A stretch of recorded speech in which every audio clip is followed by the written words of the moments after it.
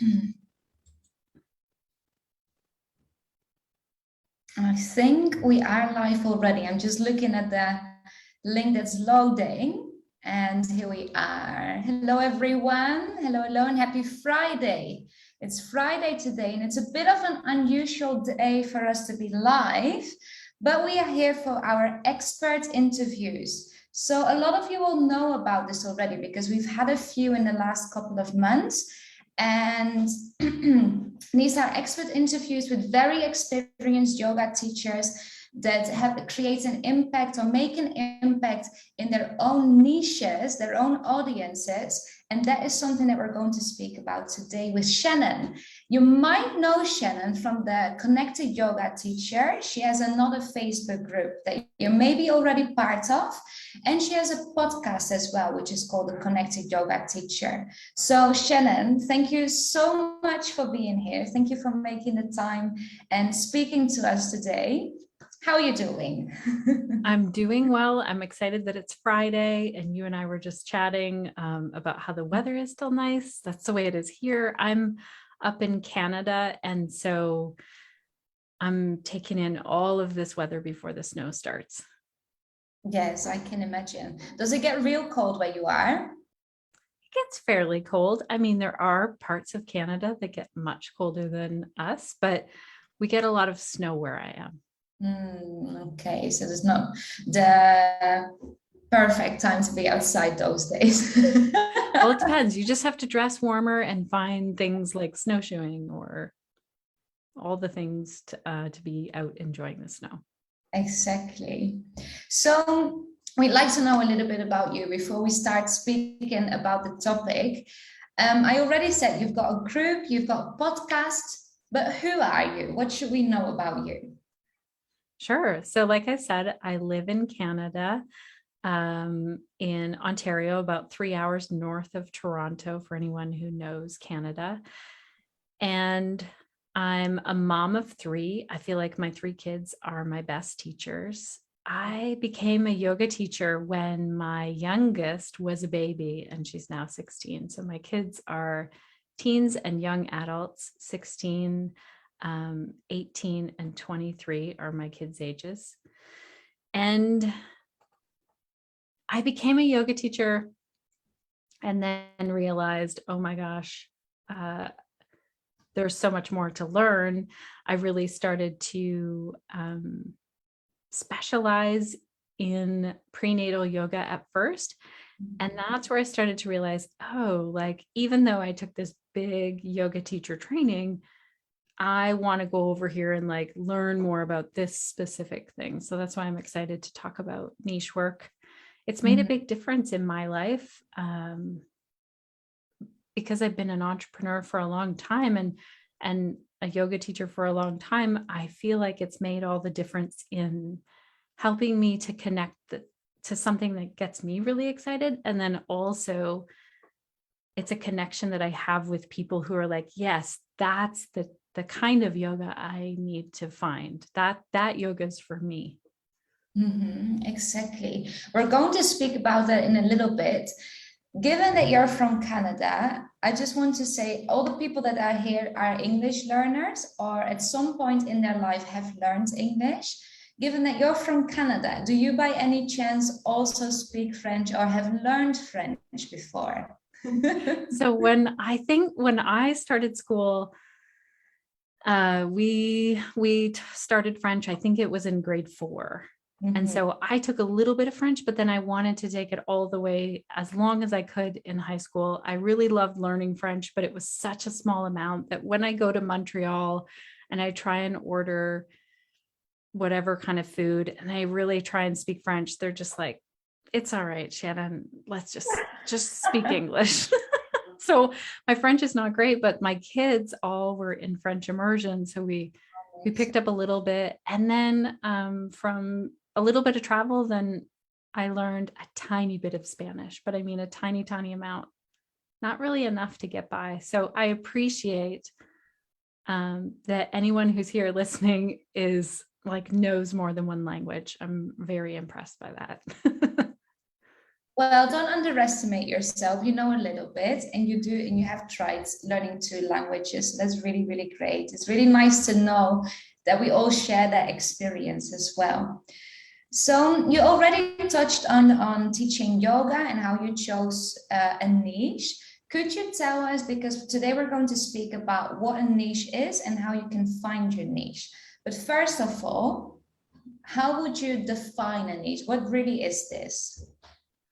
Such a good question. I like to call it, your yoga specialty, or the yoga that you specialize in, or what are some other terms that I'm trying to think of?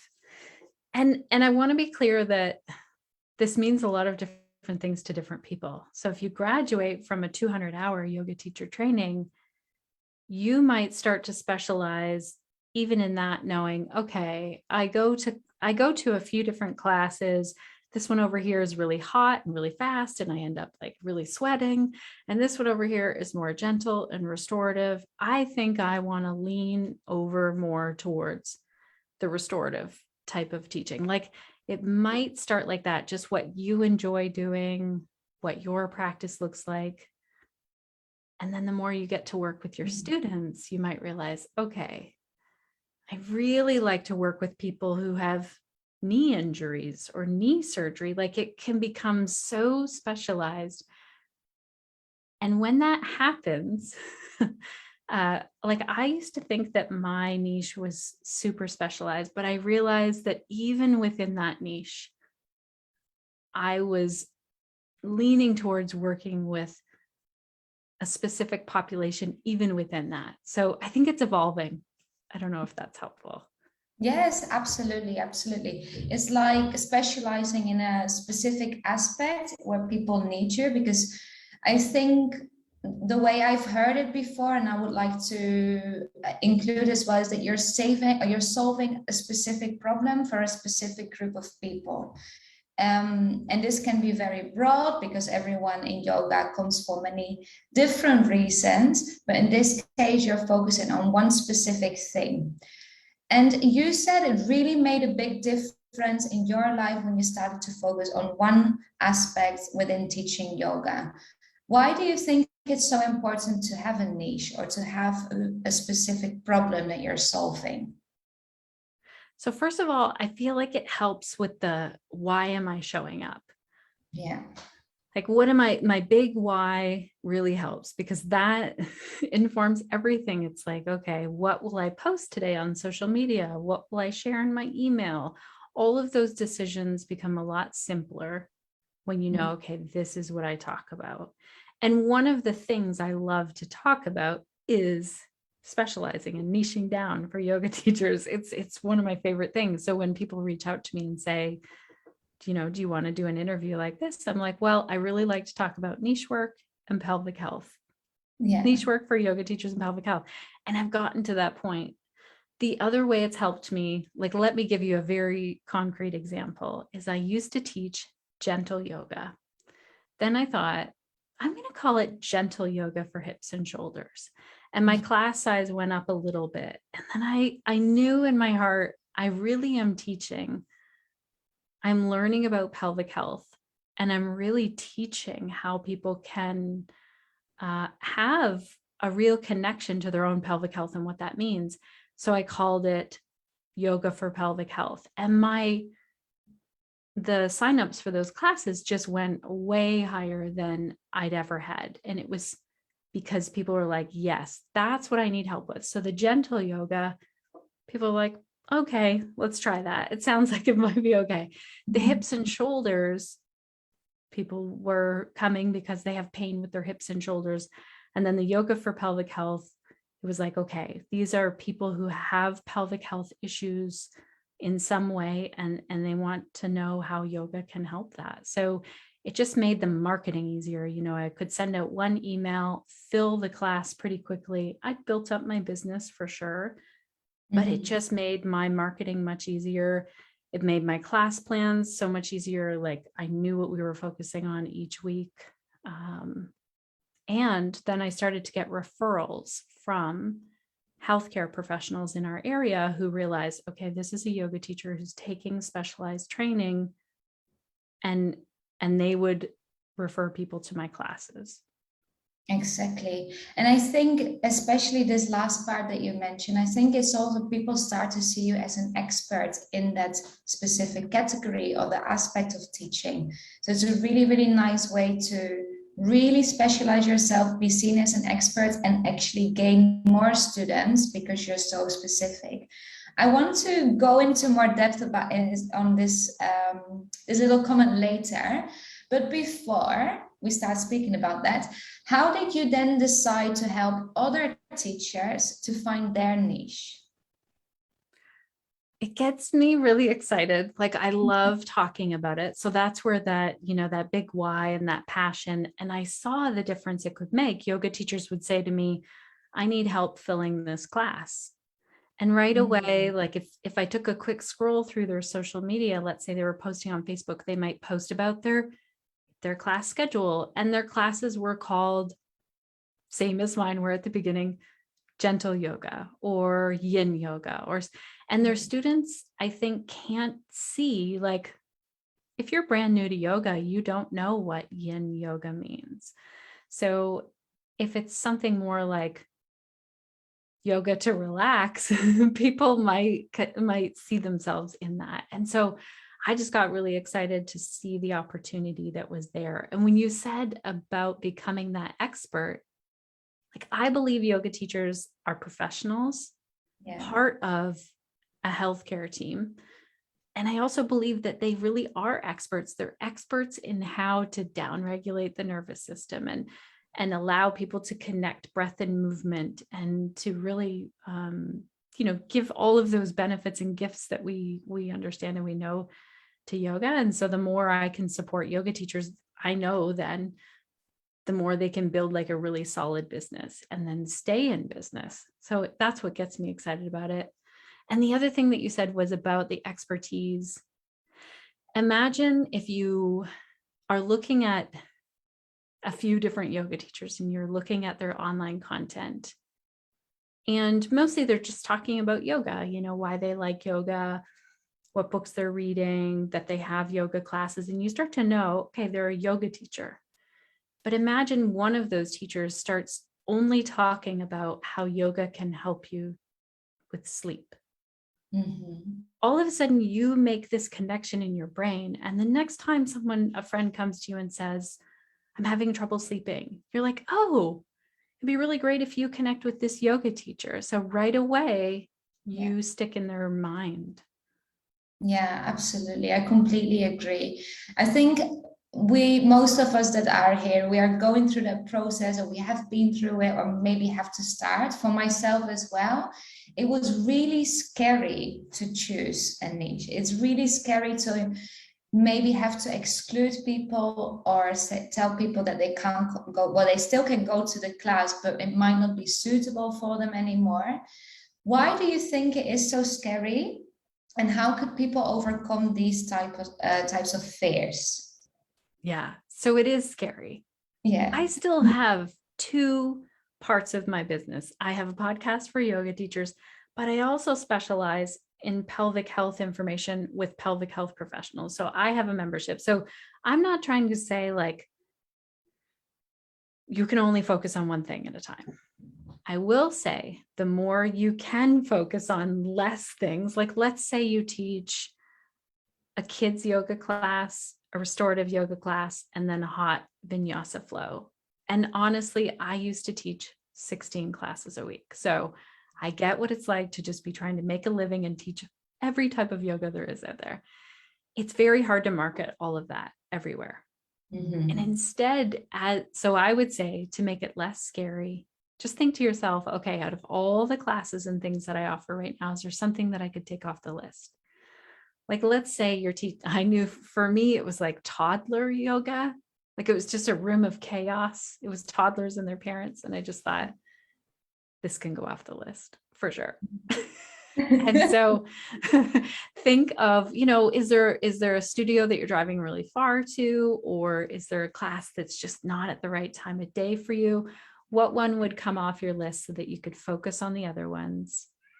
And then know that you don't have to announce it to the world. Like, my niche is now yoga for sleep.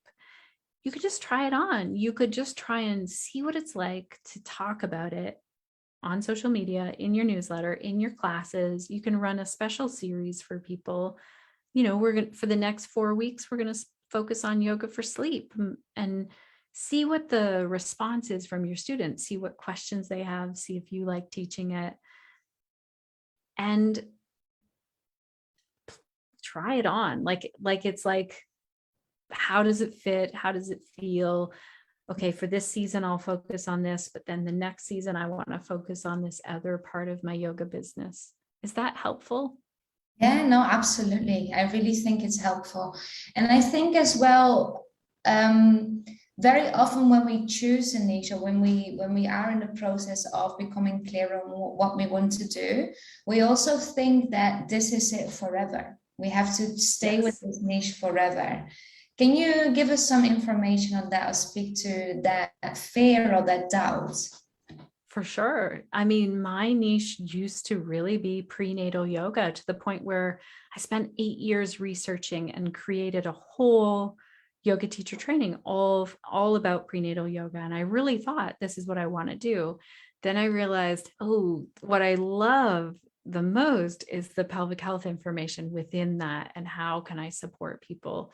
So I did for a while then focus, mostly around pre and postnatal pelvic health.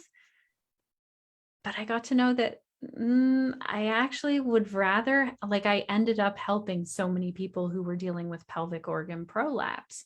So that's a very specific niche. Now, before COVID, I worked at a physio office in person with people, and was mostly working with people who had pelvic health issues. But there would be other people that would come in, the physios would refer people who maybe had a brain injury. So I would end up working with different people. It's not forever. And it's not like other people aren't going to come to your class. Mm-hmm. It's just that, the message is loud and clear what you really do specialize in. And there will be people who still ask you to do other things, and you get to choose, is this a good fit or not? Yeah, for sure. It's not forever. It constantly changes as we have evolved as human beings. Our interests changes. It's just as we change in life, the way that we work as well changes all the time. So could you give us some key factors to consider when we choose a niche? What are the most important things that we need to take into account?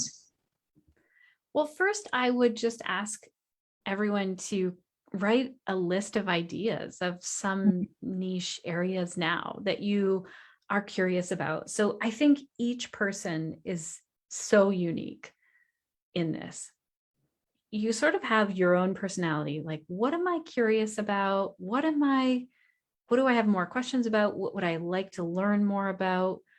Mm-hmm. What do I already know? Like, where is your expertise now? What skills do you have that other people don't have? Like, let's say, for example, if yoga students come up to you at the end of your class and they're like, oh, I just love how you guide us into that Shavasana, and I feel so ready for sleep. I wish that I could take you home with me.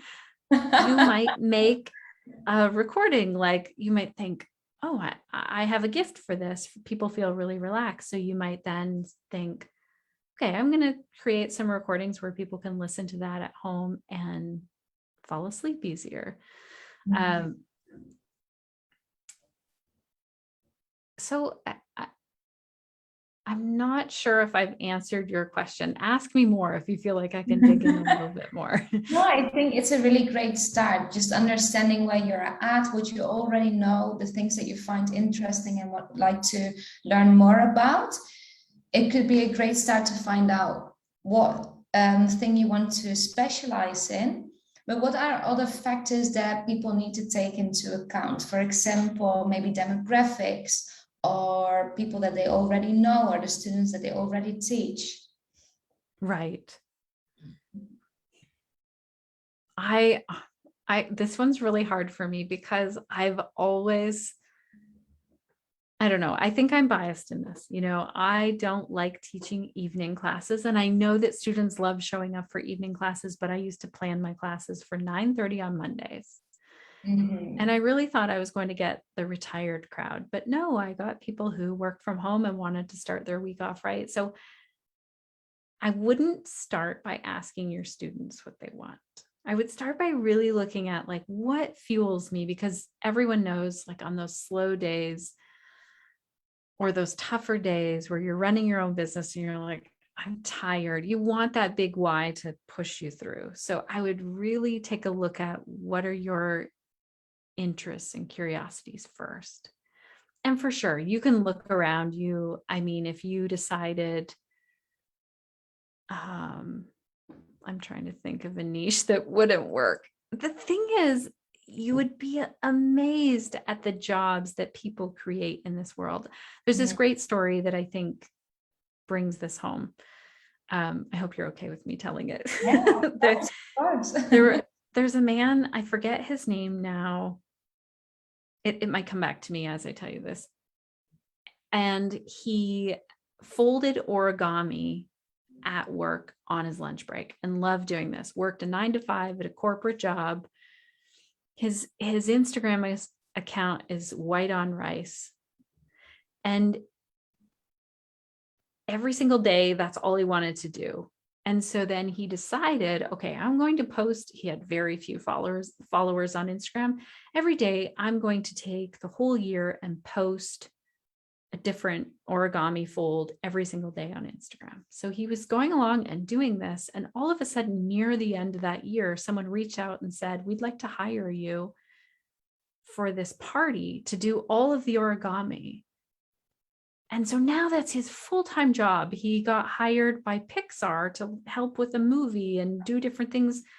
And that's all he does is fold origami. So I don't want you to think like, oh, that sounds way too out of the normal box of teaching yoga or doing some type of work. Like I know yoga teachers who write books and that's their form of yoga.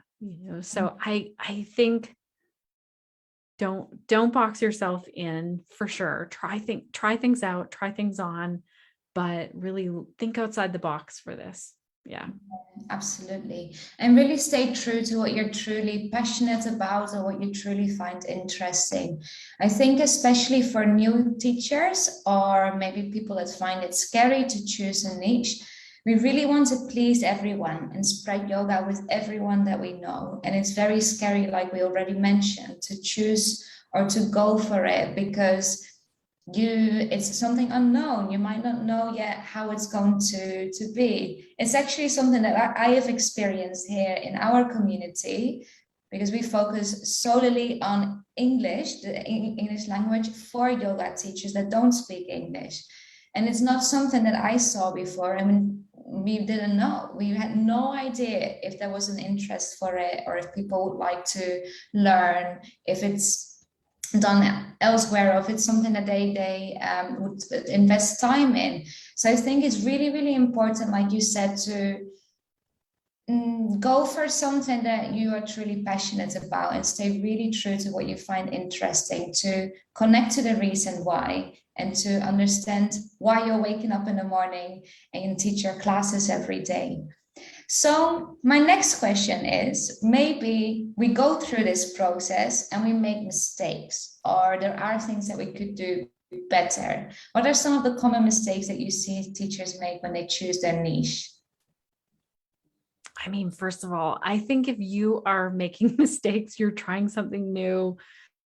I'm a podcaster and I used my microphone backwards for 30 episodes. So, I mean, nobody else knows that except me. So what I would first define, like, I'm making mistakes and messing up and learning as I go all the time.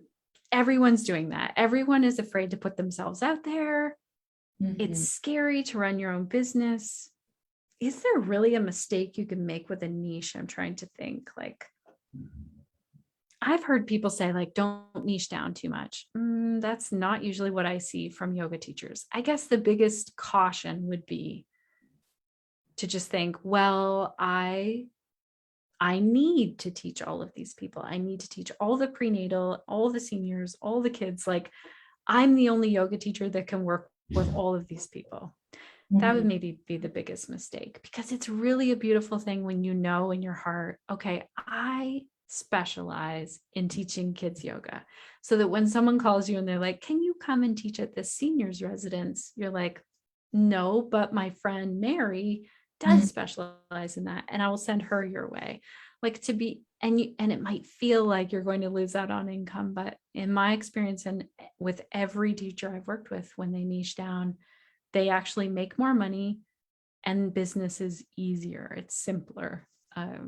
So that would be the only thing. But honestly, I would love to hear if you have some ideas of different niche ideas for yourself or other teachers that you see in your group. Because it's something when you can really dig into one person's, like, it's unique for each person. There's no magic formula. It's like really sifting through, what do they love to teach, what brought them there as well. That's another thing I hear. Like, I love to have yoga teachers on the podcast who have a very specific yoga offering, and it's often fueled by something they've dealt with. Like Christine Jaregaberry focuses in on yoga for scoliosis, and that's because she has grown up having scoliosis. So yes, absolutely. There's some really great niches that I've seen in our community as well. There's one girl, Yuka, her name is, and she focuses on yoga for women whose husband work in the army. That's so specific. yes. And like you said, it's something that she experiences and that she lives with every day. She completely understands their position. And it's a great niche. I really, really love the idea. Yeah. Oh, that's fantastic. Oh, Shannon, I think we lost you for a second. You're frozen. Let me see if it's me. Oh, you're back. You're back. Okay. Let me know if it does freeze again. I'm just going to switch to another.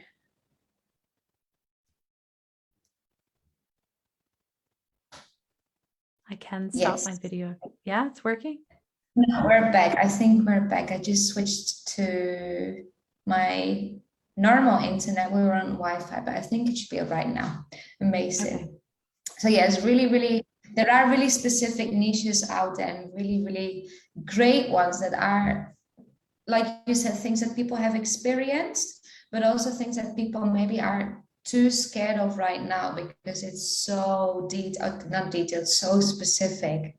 And it might be hard to actually approach these people or to find these people, especially when you're first starting out. Do you have any tips for people that have a very specific niche, but don't really know where to find these people? I mean, for that, if we're looking for brand new yoga students, I would ask, like, do you like being on social media, or would you rather be out in person in your community? Like, you need to find a way to get in front of new people, right? These days, a lot is online, but that doesn't discount meeting people in person. Like, there might be, let's say you teach yoga for sleep. There might be a sleep clinic in your area, and you can go in and say to people, would you like me to offer a free workshop on how yoga can help people to sleep, or can I leave my card here? If it's on social media, I mean, that's where I love to hang out. Then you can post all about yoga for sleep, and you'd be surprised, people will start to find you. Uh-oh, did your internet freeze? Is it my internet? It's really dropped off. I can keep chatting. Uh-oh. Now it's just me. I don't think I can also see in Facebook if we are here. let me see what the next question is then. And if anyone has questions, I'm pretty sure that you can post them in the chat after as well, like for the replay, or if you're here live. I can't see that chat right now, but I might be able to access it. I feel like Annie will come back. Yay. We're still here. Annie, is your internet acting up? Would it help if I pause my video? Uh-oh, I think I can't hear you yet, but I can see you're here. Oh, there you are. I can hear you. Okay, we're still here. I can hear you. There's something wrong with the... Well, the internet is acting up. Let me pause my video and we'll see if that's why. Is anyone in the chat? I don't know if that's helpful. Can anyone in the chat let us know? Do you want me to keep my video off, Annie? Let's keep it off for now. We lost connection on Facebook as well. So I'm just checking if they're still watching or if they thought that's it. They will come back. Hopefully they come back. They're still watching. Let us know if you're still receiving us. And I don't want to check too much on Facebook because I'm afraid that it eats the internet as well. Yes. All right. I think it's fine. It's all fine. Okay. So, excuse me. The question was how to reach the...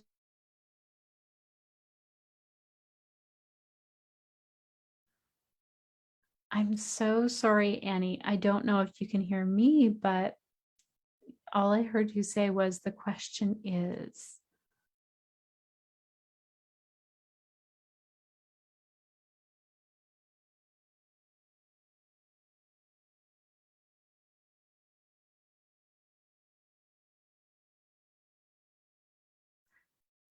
Let me see here, because Annie sent me a list of questions. So let me see if I can do it, even if her internet is acting up. I'm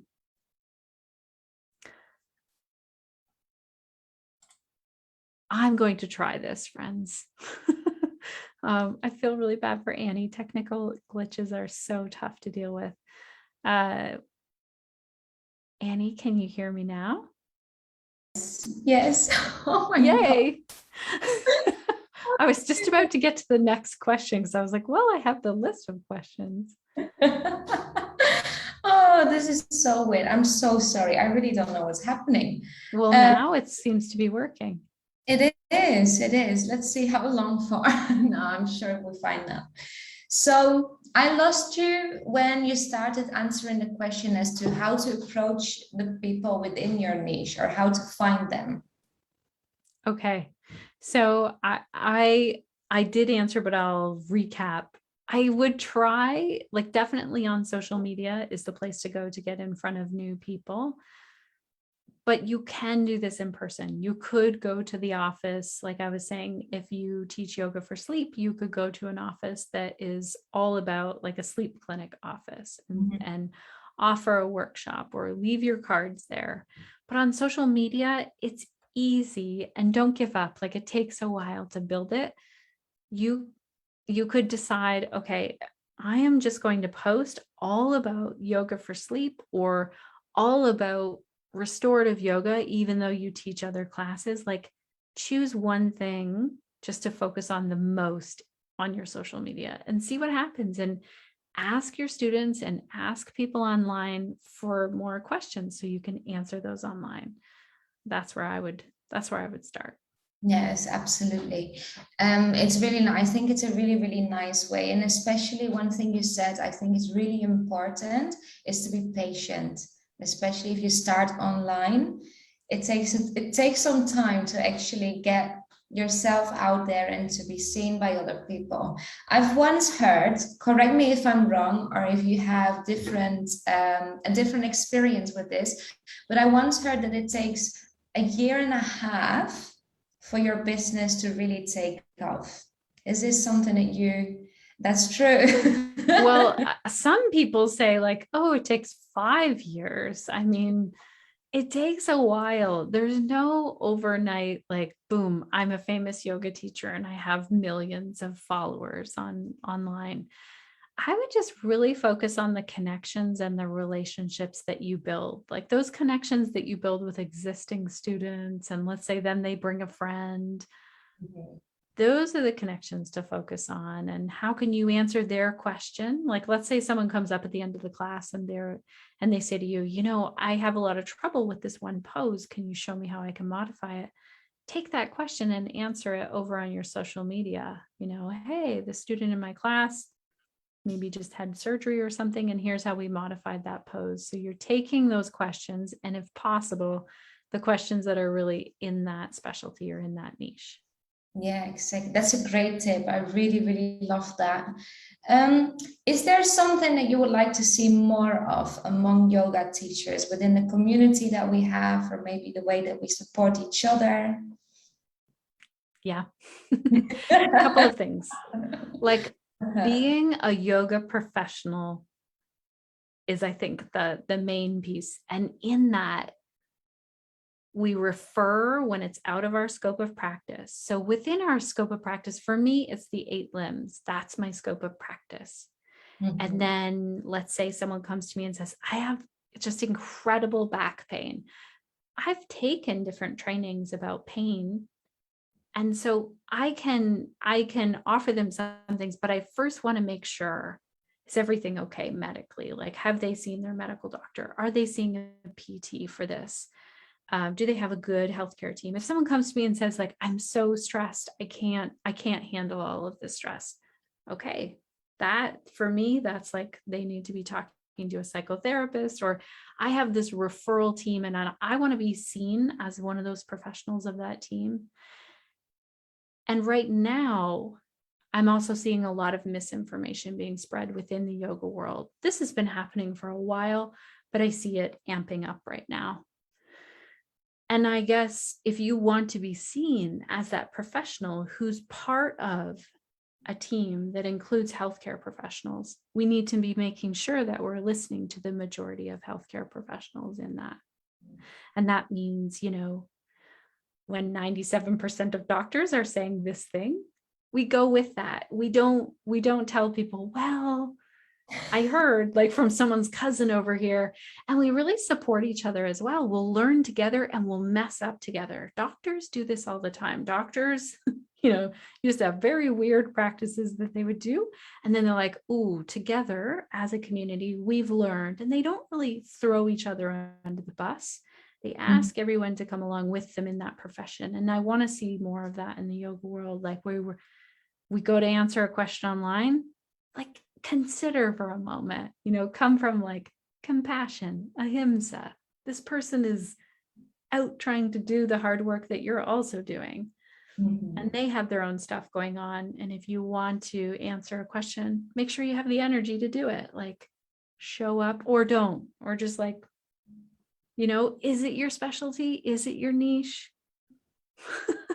Do you have something to offer? Do you have some help or support to offer this person? And if not, maybe go for a walk outside.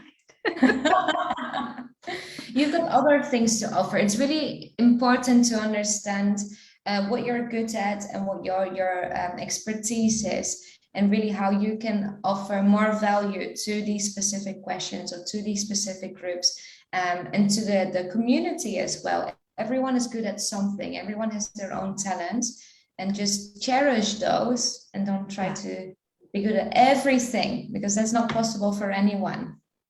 Yes.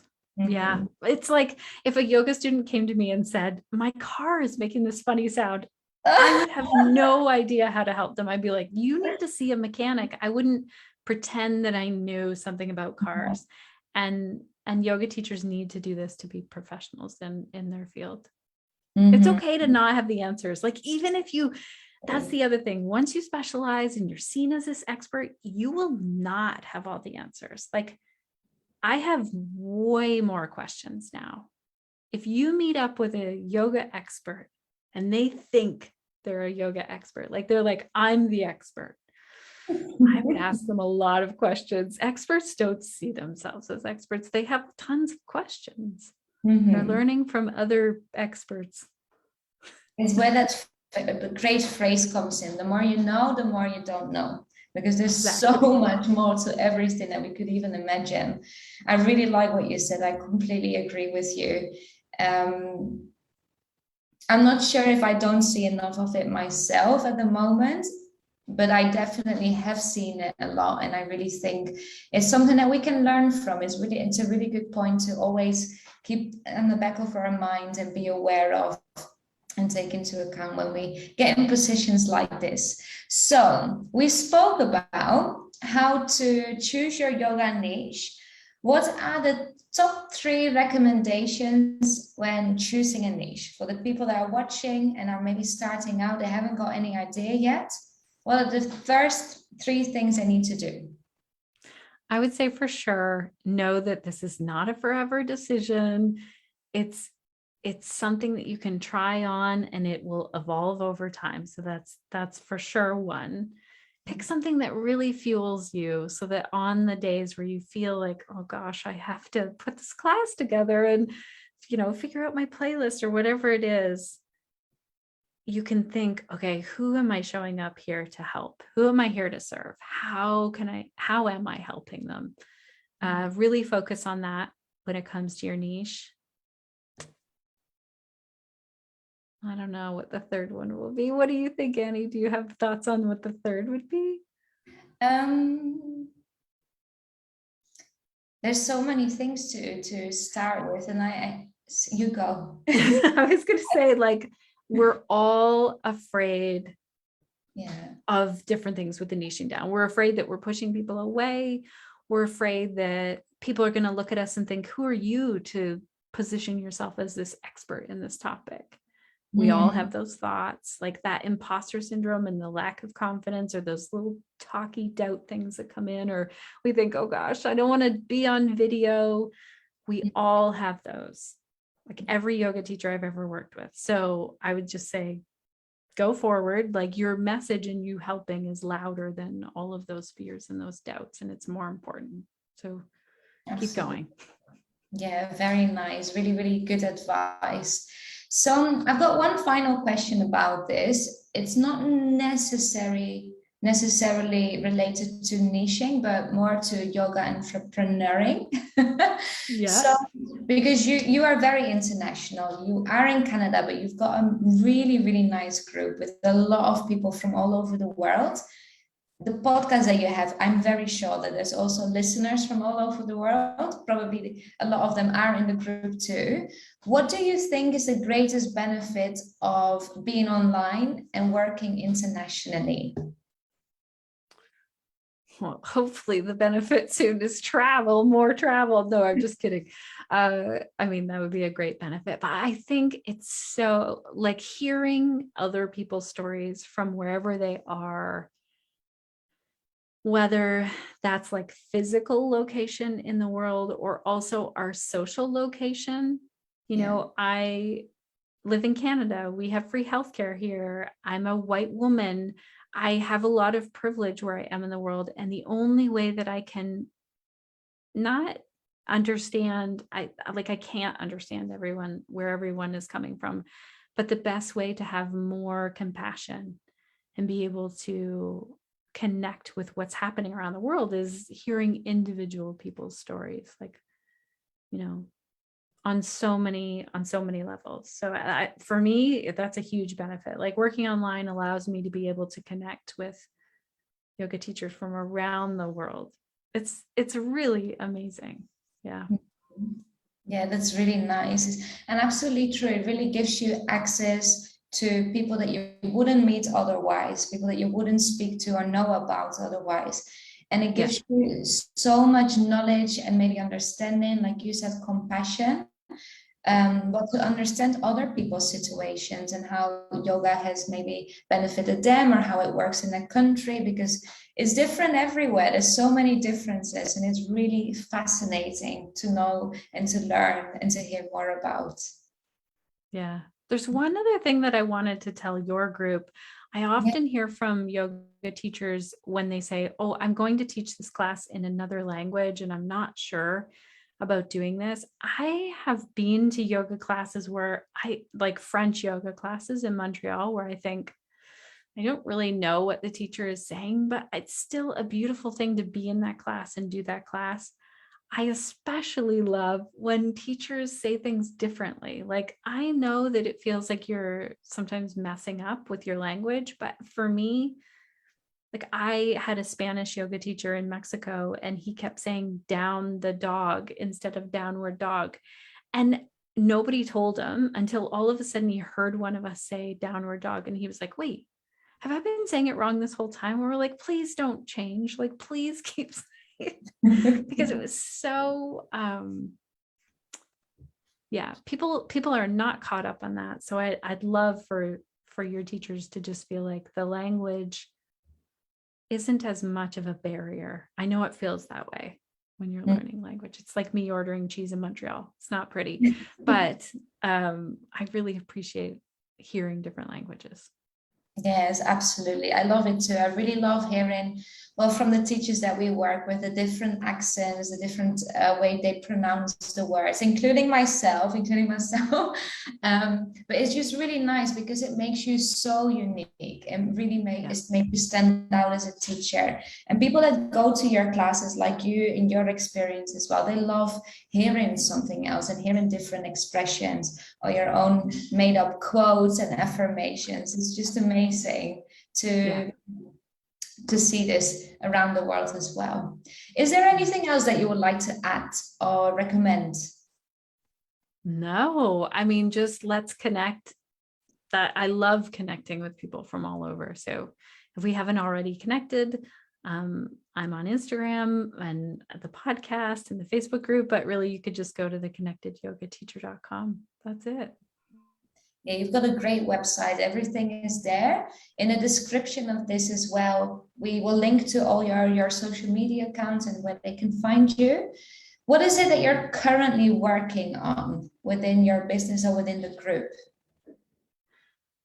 Is there some exciting? Personally, I'm getting ready for winter, which means I try and walk outside every day. I think I'm going to start when the first frost starts, because the more I can walk outside, the easier it is for me to deal with winter. And so if you follow along on my social media, sometimes I walk in the blizzards of snow. And I'm working, like, the podcast is clipping along really well. I looked at the calendar and in February we reached 5 years of the podcast, which is unbelievable. And on the pelvic health side of things, Pelvic Health Professionals is where yoga teachers can go if they want to learn more about how to help people with their pelvic health. Basically, if you teach people who have a pelvis, I say that's what that group is for. And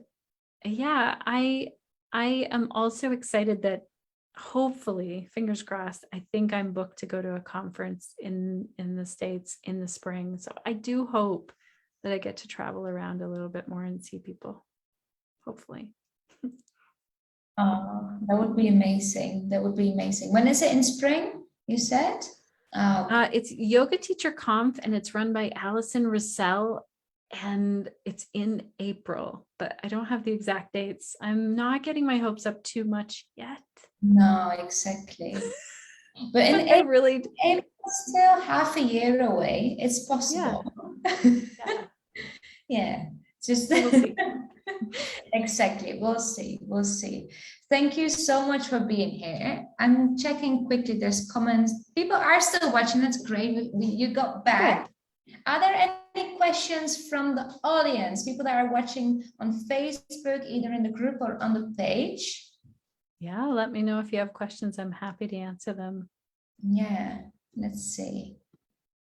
There's always a little bit of delay. Yes. So let's give them a small moment. What are you working on next? What is coming up next for you? For me, also winter. I'm in Spain. I live in Spain, and it's really, really nice right now. But I'm afraid that in a couple of months, it's going to be really cold. Not as cold as where you are. I don't think it will actually snow because I'm in the far south, very close to Morocco. And what's coming up? Well, we're working really hard on our podcast as well. We've got an English for Yoga teachers course. So we're really excited to start a bigger course for those that want to develop their teaching skills in English. And personally, I'm taking it really slow, to be honest. Really just working loads, helping the teachers that we have in the group, in the community, and preparing for winter little by little. Also, COVID hasn't really left us yet here. We've got a lot of freedom, but I'm still taking it easy in terms of social events and whatnot. So working loads. We're all really exciting. Doesn't feel like work. That's good. That's when you know you're winning. When you have moments. Yeah. Exactly. It's the reason why we spoke about. I don't see any questions coming up or here. If you do have questions later on, maybe you go through the day and you think of something and you thought, oh, actually, that would have been a question for this interview. Always feel free to send in a message or reply in the comments, and we'll be here to answer those. And thank you, Shannon. Thank you so much for being here, sharing your time, your expertise. I really enjoyed chatting to you. Thank you. Thank you for the work that you're doing. And it was just such a pleasure to hang out here today. Thank you. Amazing. Thank you so much. Enjoy your walk. Enjoy the weekend. And we'll be in touch soon again. Enjoy the beach and happy Friday. Bye. Thank you. Take care. See you later. Bye. You too.